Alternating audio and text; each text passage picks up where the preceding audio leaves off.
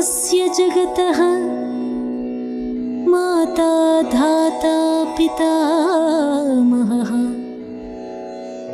पिताहमस्य जगतः माता धाता पितामहः। वेद्यं पवित्रमोङ्कारः वेद्यं पवित्रमोङ्कारः ऋक्सामयजुरेव च। वेद्यं पवित्रमोङ्कारः ऋक्सामयजुरेव च।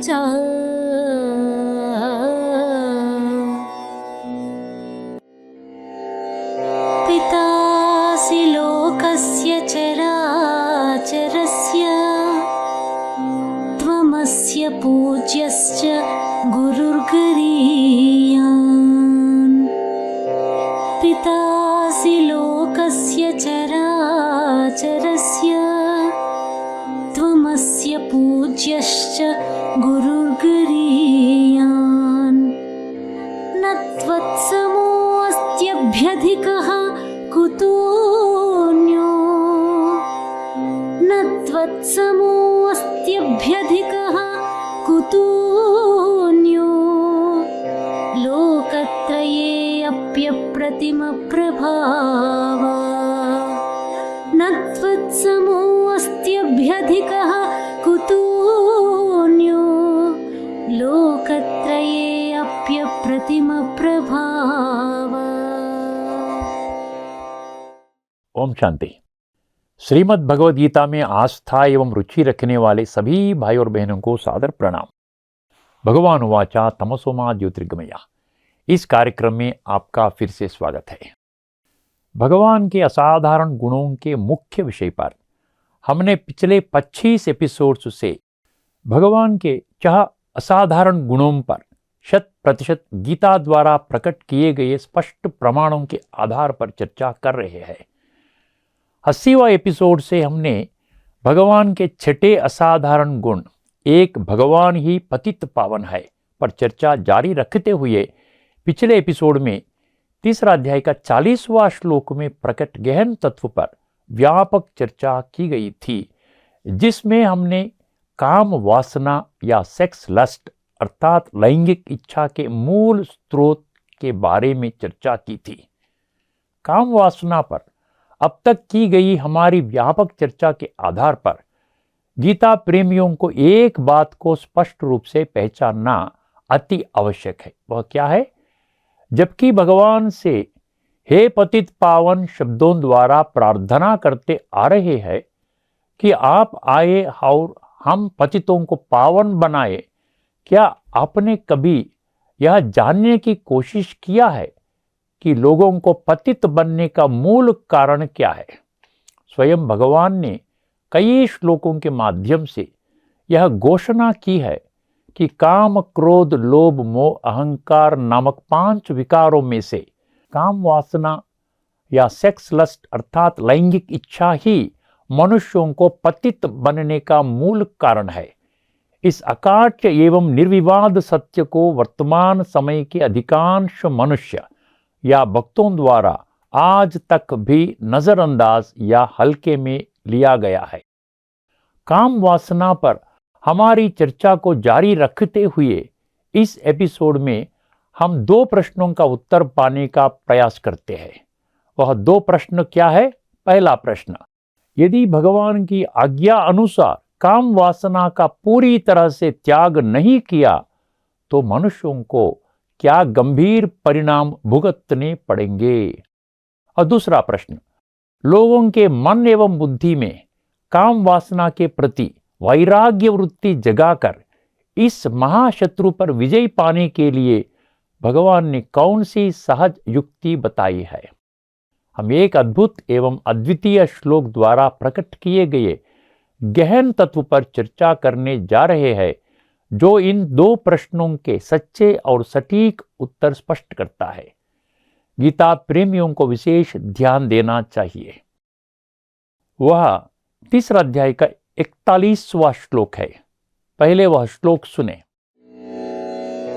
तस्मात् त्वमिन्द्रियाण्यादौ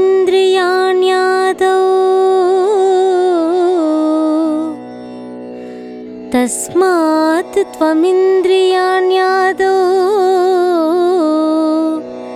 नियम्य भरतर्षभा तस्मात् त्वमिन्द्रियाण्यादौ नियम्य भरतर्षभा पाप्मानं प्रजहिह्येनं पाप्मानं प्रजहिह्येनं ज्ञानविज्ञाननाशनम् पाप्मानं प्रजहिह्येनं ज्ञानविज्ञाननाशनम्।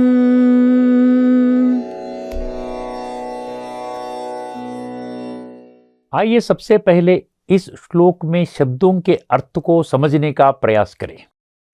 भरतर्षभा, हे अर्जुन, तस्मात् इसलिए, त्वम आप, इंद्रियाणि सभी ज्ञान एवं कर्मेंद्रियों को, आदि आरंभ में ही, नियम्य नियंत्रण, पापमानम यह महापापी काम वासना या लैंगिक इच्छा को, प्रजहि मार डालो, ही क्योंकि, एनम यह अर्थात यह काम वासना, ज्ञान पूर्ण आध्यात्मिक ज्ञान अर्थात कंप्लीट स्पिरिचुअल नॉलेज, और विज्ञान उस ज्ञान को जीवन में आचरण या अनुभव में लाने की विधि अर्थात विजडम को, नाशनम पूर्ण रीति से नष्ट कर देता है। सबसे पहले यदि वर्तमान के लोग भगवान के आदेशानुसार काम वासना का पूर्ण रूप से त्याग नहीं करते हैं तो उन्हें कौन से विपरीत परिणाम भुगतने पड़ेंगे। आइए इस पहले प्रश्न का उत्तर स्पष्ट रूप से समझने का प्रयास करें। परमात्मा ने इस अत्यंत गहन एवं महत्वपूर्ण प्रश्न का उत्तर 3 शब्दों में दिया।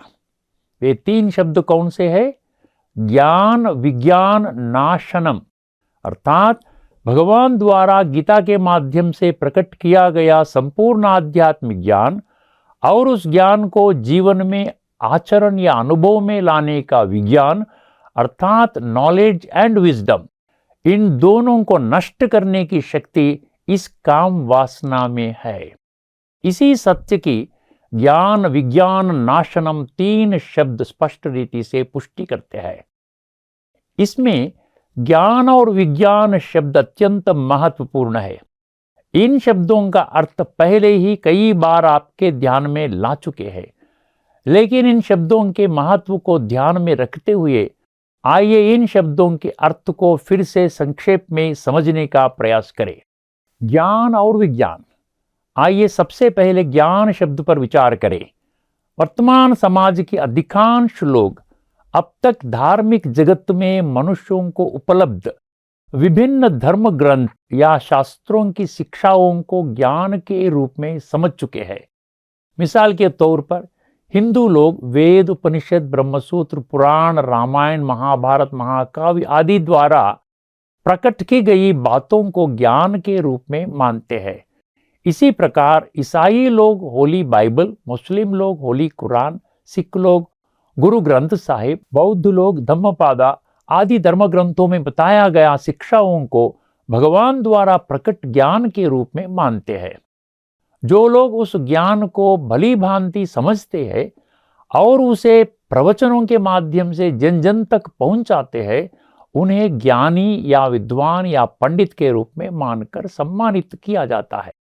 परंतु आश्चर्यचकित करने वाली बात यह है कि आज के तथाकथित ज्ञानी जिनको विद्वान या पंडित कहा जाता है, वे वर्तमान में उपलब्ध विभिन्न धार्मिक ग्रंथ द्वारा प्रकट ज्ञान को जीवन में आचरण या अनुभव करके मनुष्यों में नैतिक, मानवीय, सामाजिक और आध्यात्मिक मूल्य अर्थात ethical, human, social and spiritual values को विकसित करने की विधि स्पष्ट नहीं कर पाए हैं। ज्ञान को जीवन में धारण या अनुभव में लाने की विधि को विज्ञान कहा जाता है, ज्ञान को नॉलेज और विज्ञान को विजडम कहा जाता है। ज्ञान को विज्ञान में बदलने के लिए दो महत्वपूर्ण बातों की पूर्ण और स्पष्ट समझ होनी चाहिए। इसके लिए सबसे पहले 84 लाख प्राणियों में से केवल मनुष्य को ही भगवान ने जो बुद्धि नेत्र दिया है उसे पूरी तरह से जागृत रखना अनिवार्य है। अंधविश्वास या मूढ़ विश्वास के माध्यम से कोई भी इस गहन सत्य को कदापि नहीं पहचान सकते हैं। वे दो छिपे हुए गहन सत्य क्या है? पहली विषय, गीता सर्वशास्त्रमयी शिरोमणि अर्थात वर्तमान के धार्मिक एवं आध्यात्मिक जगत में इस ग्रह पर उपलब्ध समस्त धार्मिक ग्रंथ या शास्त्रों की गीता जननी एवं सर्वश्रेष्ठ है।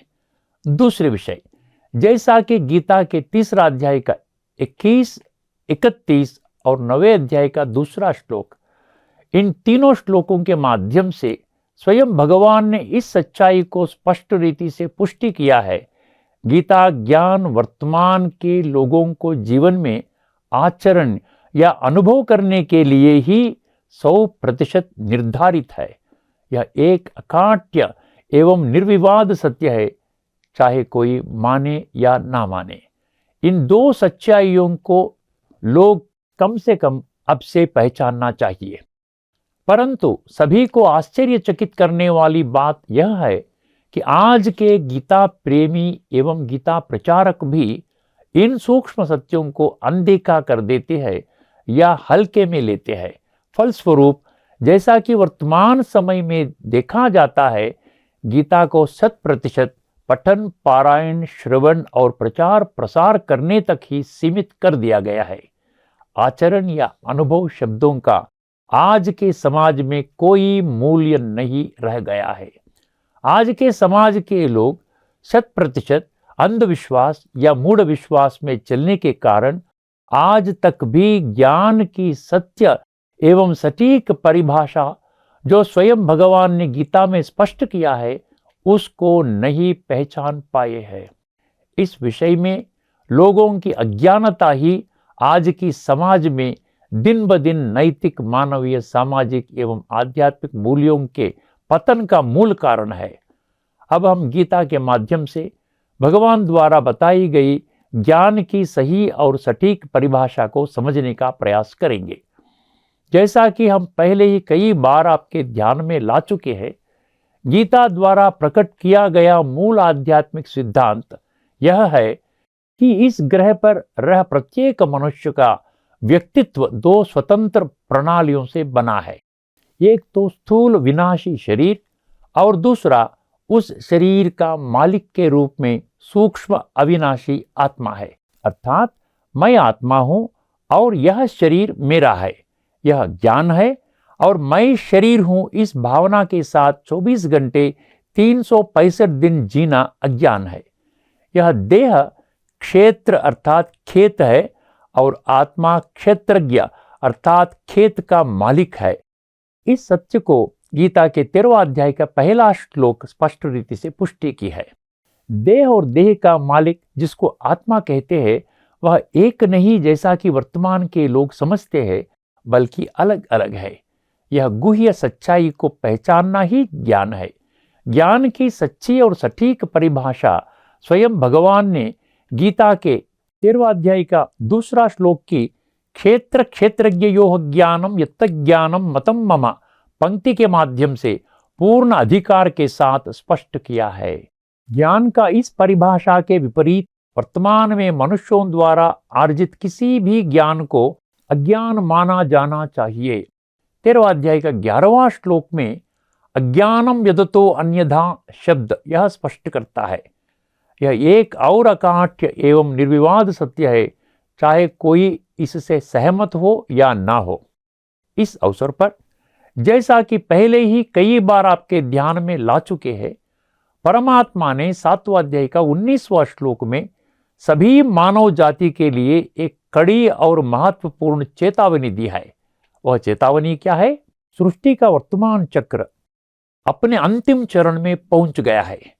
मनुष्य कलयुग की अंतिम सांस में है। मनुष्य का वर्तमान जन्म इस सृष्टि चक्र का अंतिम है।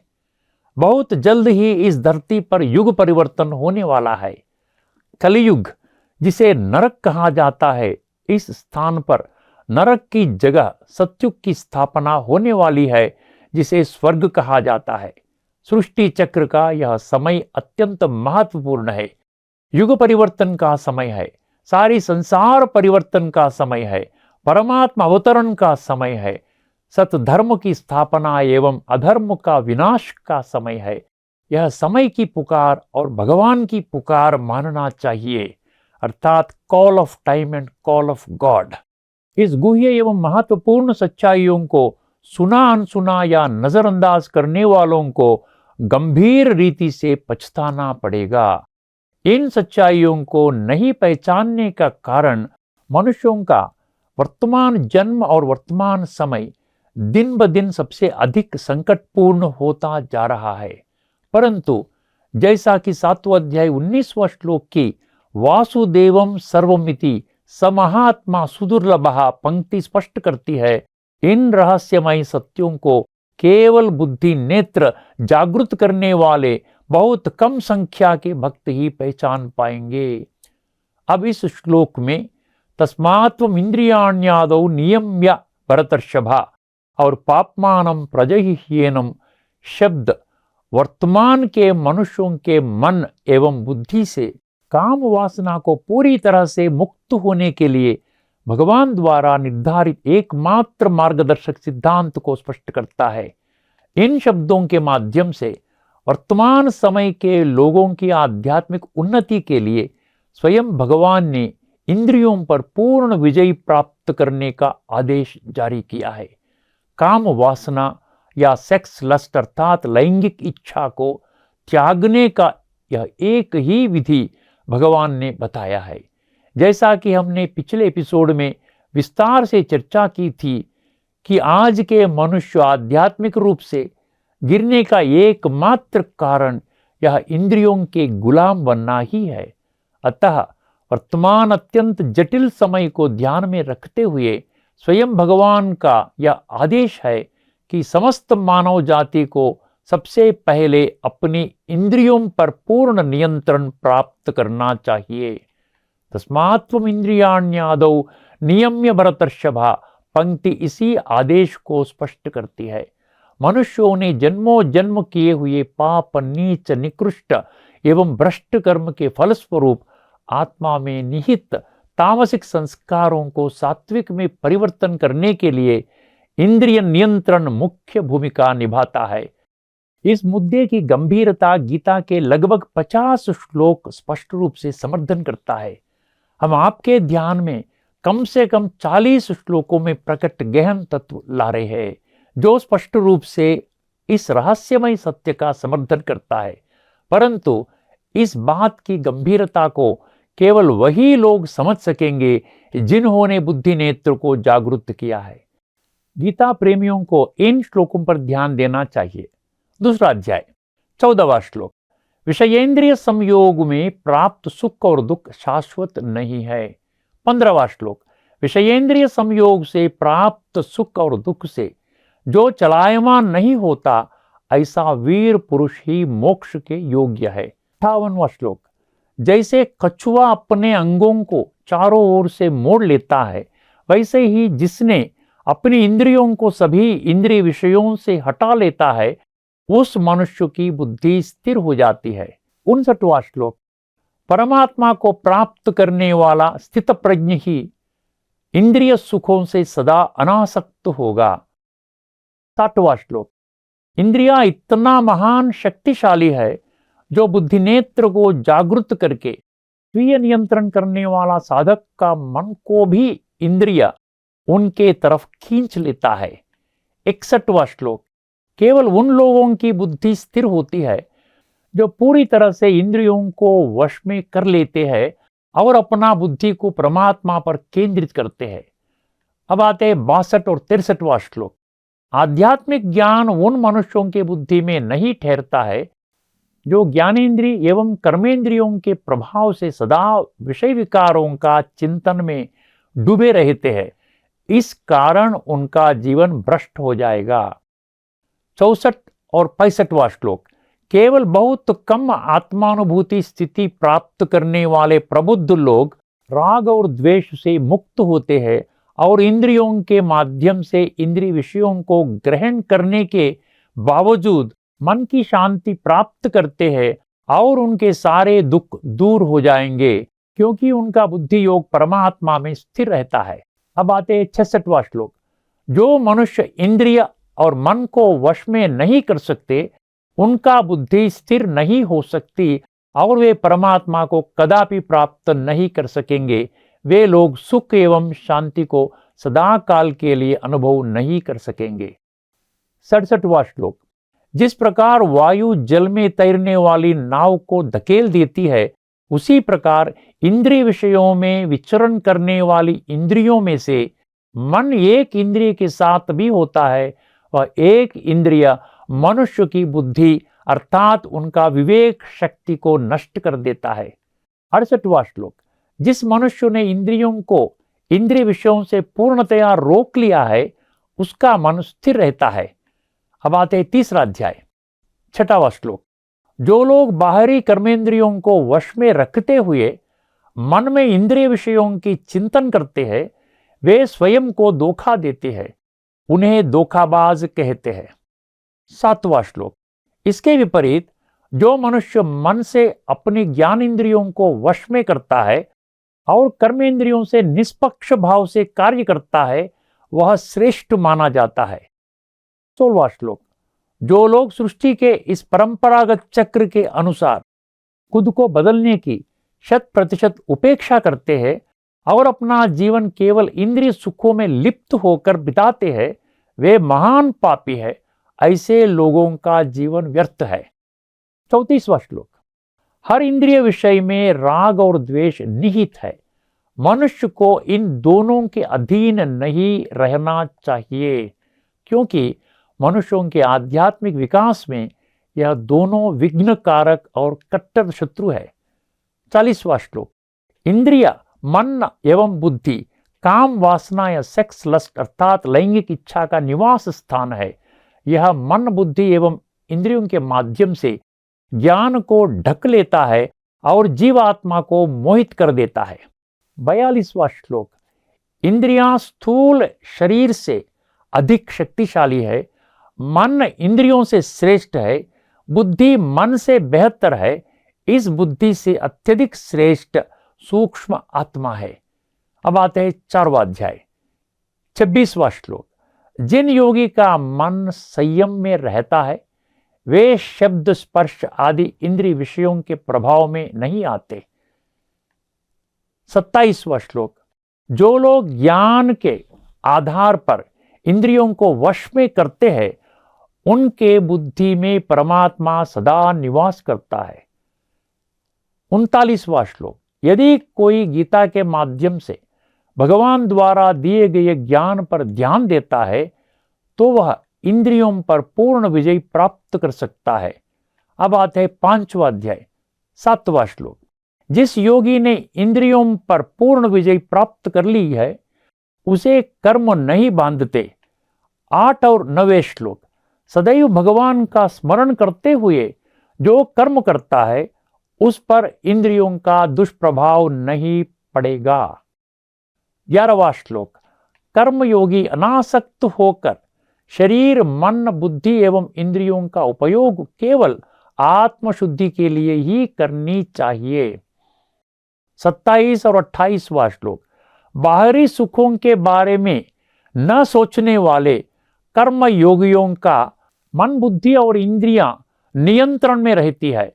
वे इच्छा, भय एवं क्रोध से मुक्त हो जाएंगे। अब आते 6वां अध्याय 4वां श्लोक। जो व्यक्ति इंद्रिय सुख और कर्मों से उदासीन है, उसे योगारूढ़ कहा जाता है। 8वां श्लोक। जिस योगी ने इंद्रियों को पूरी तरह से वश में लाकर परमात्मा को प्राप्त कर लिया है, वह मिट्टी, पत्थर और सोने को एक समान देखता है। 10वां श्लोक।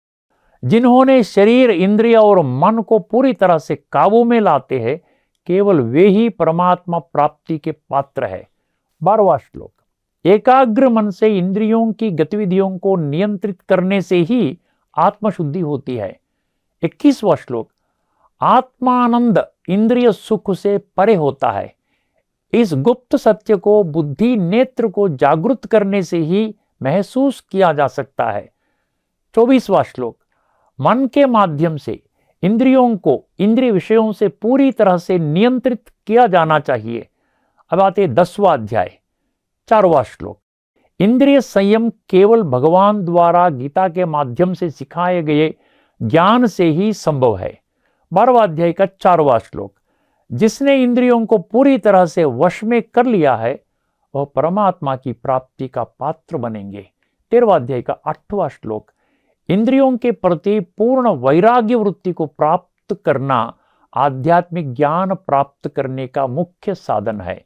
15वां अध्याय का 9वें श्लोक, यह जीवात्मा त्वक चक्षु श्रोत्र जिह्वा घ्राण नामक 5 ज्ञानेन्द्रिया मन का सहारा लेकर 5 इंद्रिय विषय अर्थात शब्द स्पर्श रूप रस गंध का अनुभव करती है।